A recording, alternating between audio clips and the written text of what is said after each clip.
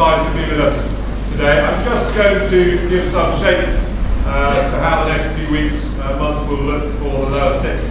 As you know, things change this year with the January receipts being taken out for the first time for a while. It's something that we very much welcome as a school. It was a better balance and a better upper sixth experience, but it does obviously put more of a focus onto the summer exams. So essentially the way that the next term will look for the members of the lower sixth, we've got a 3-week holiday now, and then when we come back we'll have a 3-week stint of school before the bank holiday weekend, which is a long exec weekend for us, unusual. We don't like to let people go away, so it's an unusual step for us. And then there'll be a couple more weeks before we hit a very condensed session of exams. Very different experience to GCSEs. It all takes place within just over 2 weeks. Slightly overflowing to the other side of half term for a couple of you, whereas GCSEs are clearly more spread out. You need to be ready for that. It's a very different experience. Therefore, the preparation time that you put in now is going to be key. And if you plan it and you go steadily at it, you'll manage that pressure. If you leave it for study leave, you will find real pressure building and it'll be difficult to manage. So just be very clear as to how that's being approached. After half term, there's a couple of days of exams. There's a nursing due back on the Thursday, I think, off the top of my head. And that's a slightly unusual period of time in the next couple of weeks where some subjects will start A2 courses, others will do extended work around and about their exams, but it will feel very different because you've just come from a very intense period. It will feel slightly different, there will be more space in that. And then we finish the year with a very much a clear focus on university applications. I can say hand on heart, I've worked in a number of schools, I have never seen the university process managed as well as it is here. David Fullerton, my colleague who is going to come and speak to you in a moment, is the head of careers and has been doing this for a long time. He knows the system inside and out. He's handled the discussions with different admissions tutors. He has relationships with different universities. And I can recommend no more than just to say, if you are struggling at all with this process, I can warmly recommend spending some time with David and his team, Aaron Needs, as well, just to hear how this whole process is going to work. He will guide you through step by step how it will work, and I'm very grateful to him for his expertise and the time he's going to give them. So, David, if you can take it.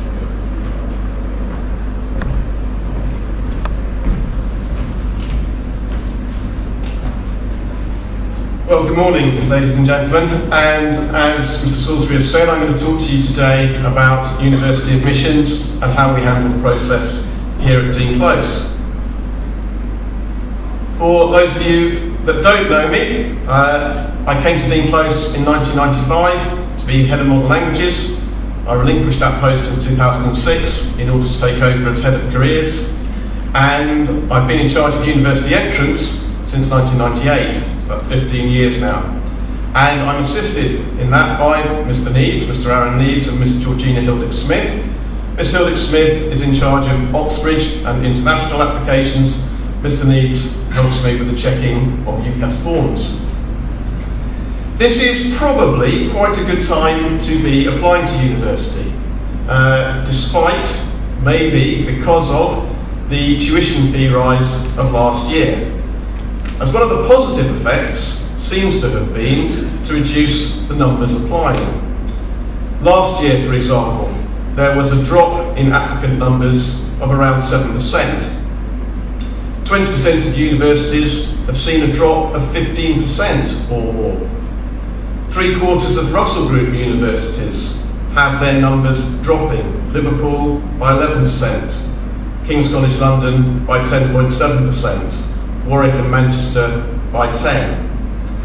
The other piece of good news is that although the government fines universities £3,800 for every place they fill in excess of their quota, universities were told last year that they can admit as many applicants with AAB grades as they like.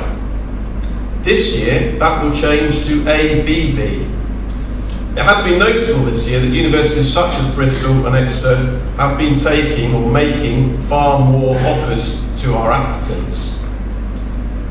Another question that sometimes troubles parents: is it true that some universities are biased against applicants from independent schools? Well, despite everything that you read in the press and see in the media about places like Oxbridge, Bristol, I do not believe that they discriminate against schools such as Dean Close. Many universities, however, have started to make more use of contextual data. In other words, they are looking at an applicant's exam results in the context of the school's results overall.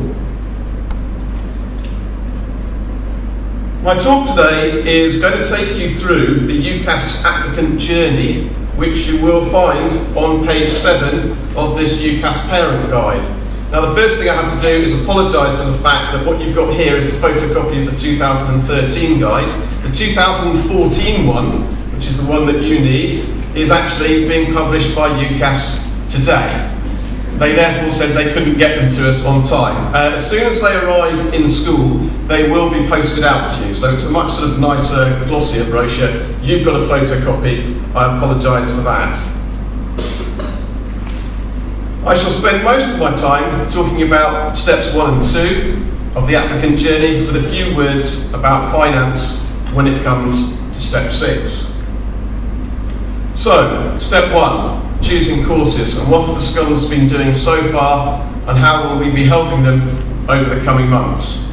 Well, they've already done a centigrade test at the beginning of this term, and this is designed to help them with choosing what and where to study. The results arrive back in school just before half term. Each scholar has been monitored by their tutor, and the results of the tests have been discussed with them. Hopefully, the centigrade test will have given scholars some ideas about what to study. And the most important thing really is the course, not the institution. I do realise that an awful lot of people approach the problem the other way around, deciding they must go to a particular university and then desperately trying to find a course that they can do there. It's really important for the scholars to be realistic about their choices. They must check the grade requirements for the course they are applying for. And this can be done online via the entry profiles, which are available for a large number of courses on the UCAS website, using the course search facility. Sometimes this can be tricky. Certain grade requirements may only appear somewhere in the very small print, so it really is vital that scholars are thorough in their research before they submit their UCAS form. They must study university websites very carefully. Sometimes, I'm afraid, universities will change grade requirements during the application process and even after UCAS forms are submitted. The whole year group will go to a Category A UCAS convention at the University of the West of England, featuring representatives from over 90 universities. This will be on the second Tuesday of next term, April the 23rd. Now, we know from past experience that scholars find this event very, very valuable. If nothing else, they get a chance to visit a university, the University of the West of England, to talk to students and to have a look around. During the last week of the Trinity term, as Mr. Salisbury's already mentioned, we'll be running our pre-university course for the 7th time. And the aim is certainly to make maximum use of the post-examination period, and I expect the course to run much the same as last year. Scholars will hear from heads of department talking about what it's like to study their subject at university. A number of old Decanians will be invited back to contribute to these talks. Scholars will attend seminars on a variety of topics, such as student life, study skills, personal statement writing, filling in their UCAS form, CV writing, and interview skills. On the afternoon of Tuesday the 25th of June, there will be a gap year fair here at school, and parents are very welcome to attend that. On Thursday, June the 27th, there will be trips to 3 different open days at Oxford, Bristol and Cardiff. And it's really important for scholars to visit universities on open days, and parents are welcome to go along too.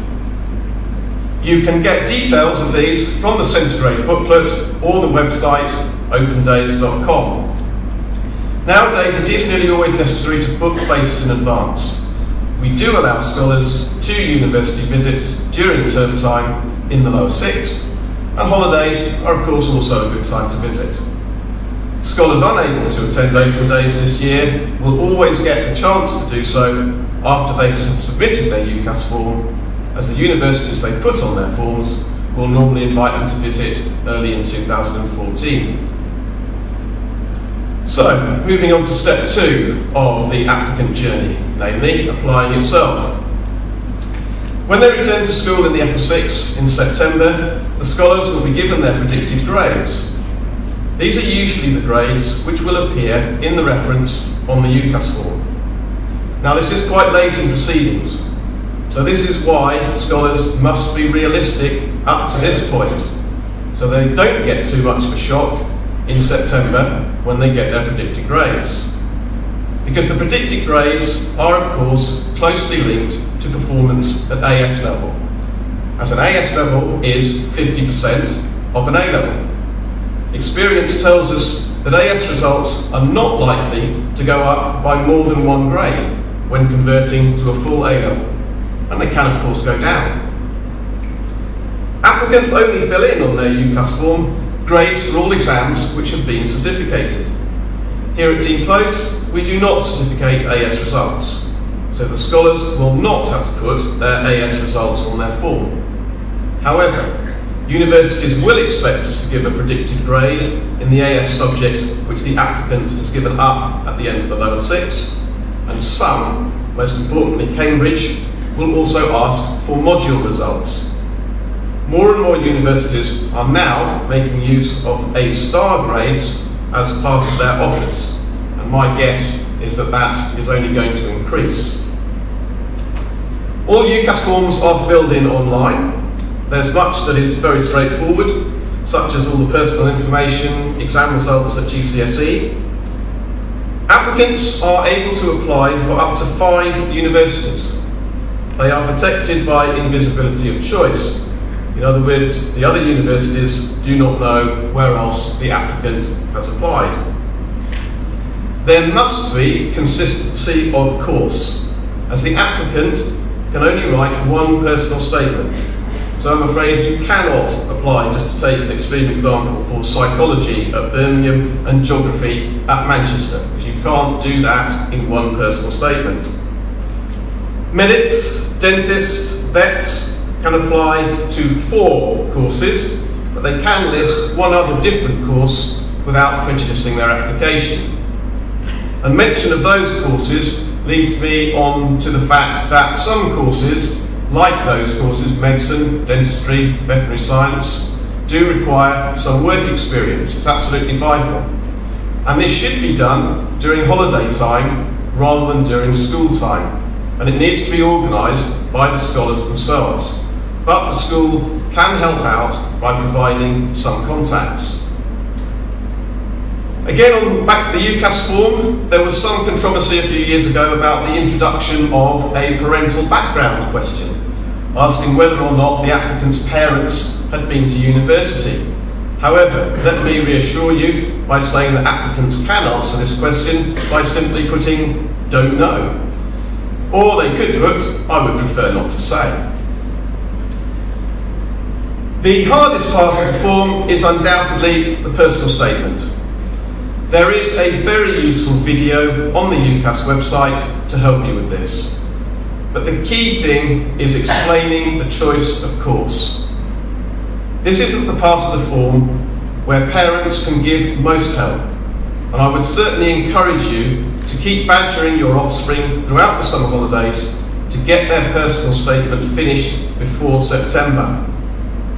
One word of warning: UCAS run all personal statements through plagiarism software.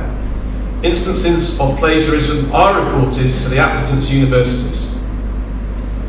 In September, all the scholars will have an interview with the headmaster, the director of studies, and myself to discuss their plans post-Dean Close. And then the UCAS forms have to be into me around the 16th, the 17th of September. Mr. Needs and I will check all the forms. Housemasters and tutors combine to write the reference, which I check before sending the form to UCAS, hopefully by half term. there is no doubt that early applicants do have some advantage over later ones. There is a cost, it's £22, and that can be put on the school bill. Scholars will then embark on step 3 of the UCAS journey and wait to hear for offers. They do not have to reply to these offers until they have heard from all their universities, and that's probably at the earliest May 2014. When they reply, they must opt for a first choice and an insurance offer if they wish. Some scholars choose to apply after they have their results, in other words during their gap year. Or of course some have to reapply as they are unsuccessful first time round. The school will offer its full support to all those who find themselves in this position. All leavers are given my contact details. All they have to do is get in touch. And the fact that forms are completed online makes the whole process very straightforward, even if they're applying during their gap year. It's possible to submit a form this year applying for deferred entry in 2015 if a scholar is certain at this stage that they do want a gap year. When it comes to step 4 of the applicant journey, namely results, there will be plenty of help on hand here at school to give advice in case things have gone wrong. And I would certainly advise you not to be on holiday when the results come out on around the 14th of August 2014. As far as steps 5 and 6 are concerned, I just want to say something about finance. Basically, universities are able to charge between £6,000 and £9,000 a year for tuition fees. Universities decide their fees by the end of June, and these have to be agreed by OFFA, the Office of Fair Access. Crucially, students do not have to pay their fees up front. They can take out a loan for this. And it is the students who are responsible for their debt, not the parents. Students are also eligible to take out a maintenance loan, which can come to up to £5,555. So, if you do the maths, over the course of 3 years, and I know a lot of university courses are longer than that, but most are 3, if you do the maths, they may well have a debt somewhere in the region of between £30,000 and £40,000 by the time they leave university. But they don't start repaying that debt until they've got a job and they're earning £21,000, and they pay back their debt at the rate of 9% of their earnings above this. Much of what I've said today has been very general, but there is an overview of how the next 18 months or so actually look. And although what I've said is fairly general, I do want to assure you that we give the scholars as much individual help as we possibly can. The more support you can give as parents, the better. There is, as I've already said, a very worthwhile parents section on the UCAS website. And I would strongly recommend that you register there, as you will then receive quarterly emails from UCAS, which will keep you up to date with what's going on. Also, keep referring to the UCAS parent guide, the photocopy you've got today. You'll get a decent copy later on in April, I hope. We'll post those out to you. Most of the scholars have received their UCAS cards, which they applied for last term. They too receive regular email updates and advice about application from UCAS, even at this stage. This can be a very exciting time for the scholars as they prepare for the next stage of their career. I hope that you as parents feel that you can share in some of this excitement. My final advice to the scholars is this: relax and build up the grades. A-level marks are a kind of currency. The more you have, the more you can buy in the giant UCAS sweet shop. The most likely consequence of you attending university is the acquisition of a lifetime partner. You can't determine that, however hard you think about it. Indeed, there is a lot in common for young people between their university applications and their love lives. In both cases, there can be heartache along the way, and you do benefit from careful consideration of the options. But you usually end up with the right end result and a great deal of happiness, or at least 3 years of it. So, ladies and gentlemen, thank you for listening. If you have any questions, I will be on the Modern Languages stand over in the dining hall at the parents' reception. And if you've got any questions about Oxbridge or international universities, then please approach Miss Hilditch Smith. She'll be on the English stand. And I'll now hand back to Mr. Salisbury. Thank you.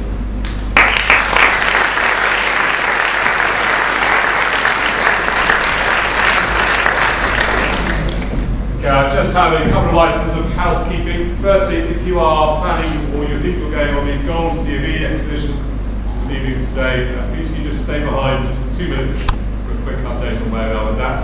Secondly, just to avoid a bottleneck going into the dining hall, can I ask that day houses please come through this door to my right here, along the bottom and then up via the English department, and scholars should be able to direct you in that way, coming in through the English department door where all the forms will be there for you.